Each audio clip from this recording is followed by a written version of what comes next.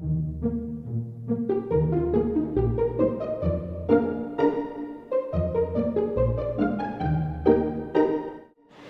there to military service late, and so I finished late.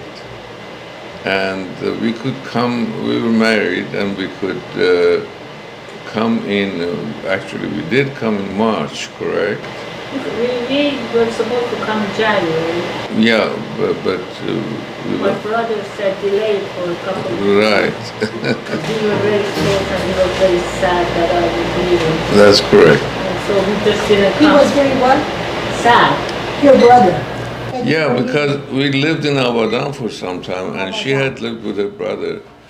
And so when we were coming, he suddenly felt very sad, and you know that he's going to lose both of us. And Zarin said, "Well, why are you so cruel? Let's wait a little while." Oh my gosh. Yeah, and I said, "All right." So we came in March the 9th, we arrived. And March the 9th, 1968. and the following day we went, to the hospital. And that following day, they had put me in the orthopedics department. I'd never had any experience. Well, by the way, there was a shortage of interns that year because of the Vietnam War. And so they were really waiting for us, and then in that orthopedic surgery department, they didn't have enough interns, so they were really anxious. Yeah, nobody wanted to go to orthopedics because it was hard work. You would get up in the middle of the night a lot of times, and so, but I come here. How do you know? Yeah, how do you know? Well, I spoke English, but very broken English, and I wasn't familiar with accents and things like that. So especially in that hospital, there were a lot of people from the South, black What people. hospital was that in that you went Meadowbrook to? Hospital, It's a right in Nassau Long County Island. hospital. Right. Nassau County Hospital. It Is was that in New York? Yeah. Long in Island. Long Island, Long right. Island, okay. in Nassau County. Nassau County. And so the first night they put me on call. Now, I didn't have any experience with orthopedics or whatsoever. And New to this country. having difficulty speaking the language and all that. And so I'm on call now. And I was tired, and so I go to bed and sleep. And after a couple of hours, telephone rings. And one of these nurses with that southern accent says, Dr. So-and-so. I said, why did you wake me up?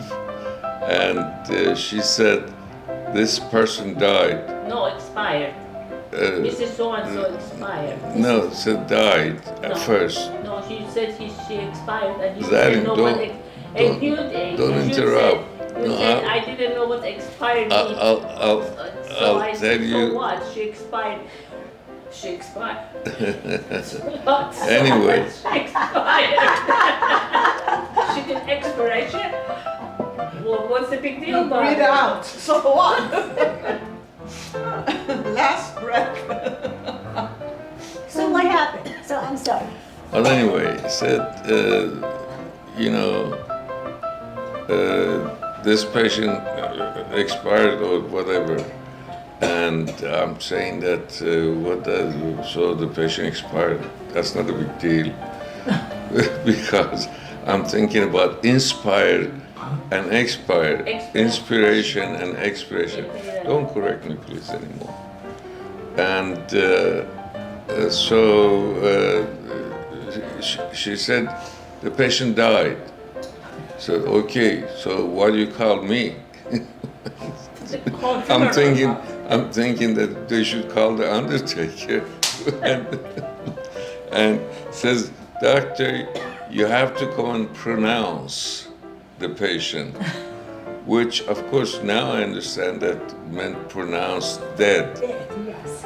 And I said, well, how do you want me to pronounce it? She died. And I'm telling myself, what a country it is. I don't believe it. And then I go there, and this patient is dead as a doornail, and had a big cast on the leg because she had fracture of the femur, and had a big cast. Patient about 80 years old, something like that. And then I go right in the chart, the patient is dead.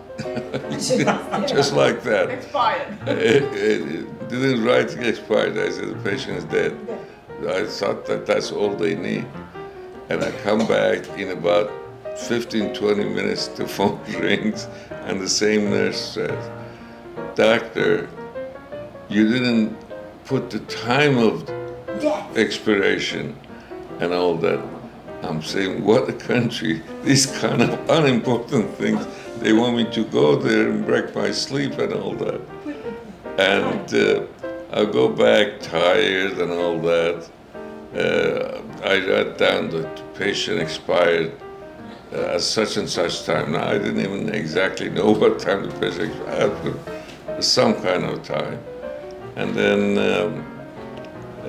came back thinking that what a country this is.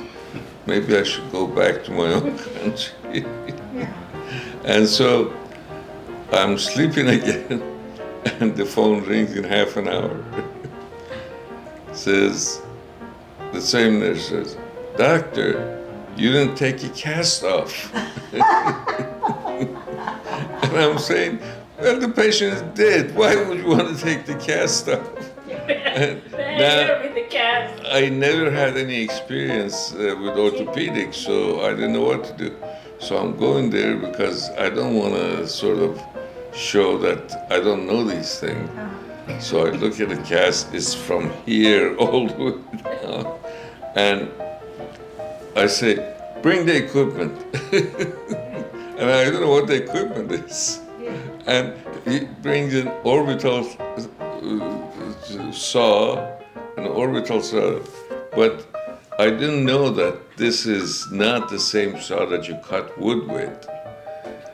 The saw that they have just goes back and forth like this.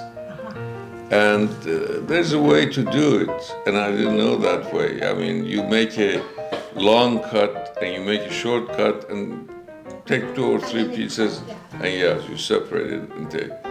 So I'm taking this, Butchering it. I cut it in 200 pieces. And little pieces, and I'm covered with this white dust all over.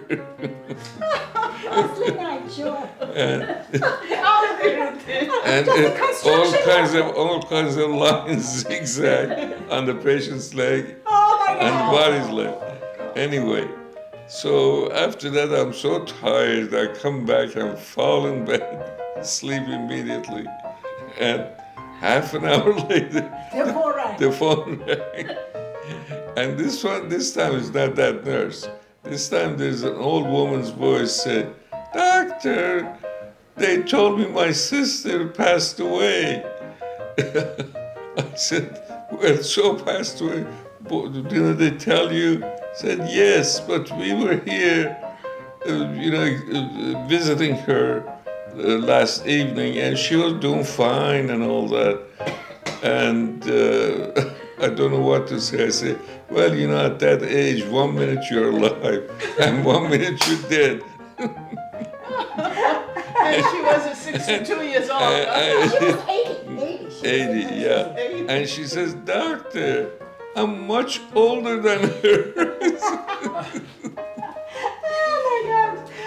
So that was my first night. Oh my goodness.